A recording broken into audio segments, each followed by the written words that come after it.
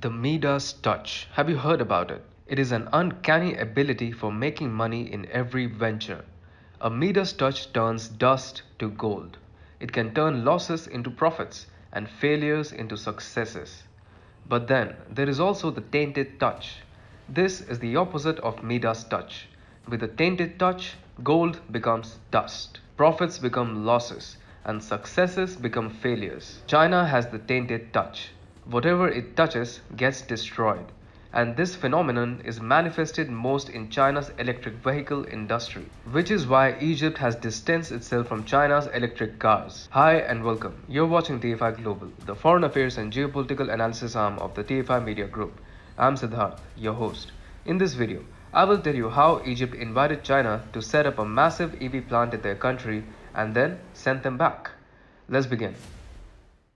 China's Middle Eastern adventure is fast turning into a disaster. What China faces in the Middle East is an image crisis.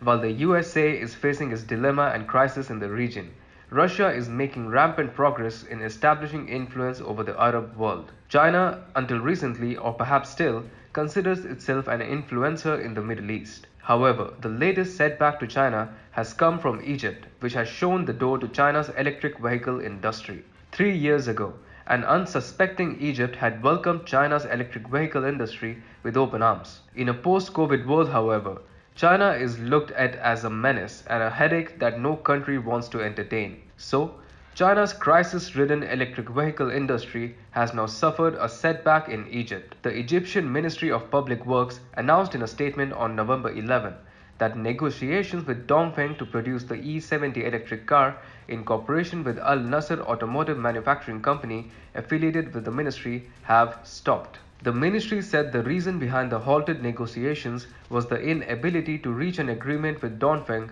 to sufficiently reduce prices of the imported parts that are needed to manufacture the car and enable Al Nasser Automotive Manufacturing Company to manufacture cars and offer a competitive and attractive price for consumers. According to Al Monitor, Egypt has now opened channels for other alternative electric vehicle players to compete for the spot which China's Dongfeng has been kicked out of. In its statement, Egypt's Ministry of Public Works said, new channels of communication have been opened with one of the specialized global consulting offices to identify an alternative partner, and positive results are expected to be reached before the end of November. Many things are wrong with China's electric vehicle industry. Lack of talent, the energy crisis in China, debt-ridden companies, and a general business hostile environment are among the main causes for China's EV industry going bust. Chinese EV startups, like the New York-listed Chinese upstart NIO, have not been profitable since their inception.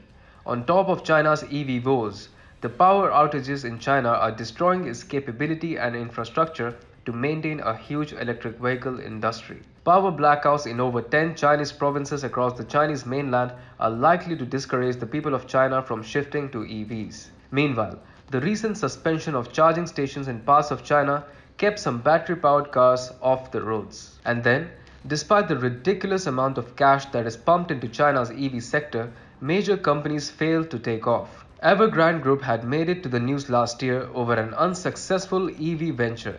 In April, Bloomberg reported that China Evergrande New Energy Vehicle Group, an electric vehicle startup set up by the real estate major worth $87 billion greater than Ford Motor and General Motors, failed to sell even one automobile. Like China's automobile industry, its EV industry survives on plagiarism. Chinese companies steal electric vehicle designs from the likes of Tesla and other global manufacturers, only to be snubbed by the Chinese people. Egypt, therefore, has taken a wise decision of not getting entangled with the Chinese EV industry, owing to the mess it today finds itself in.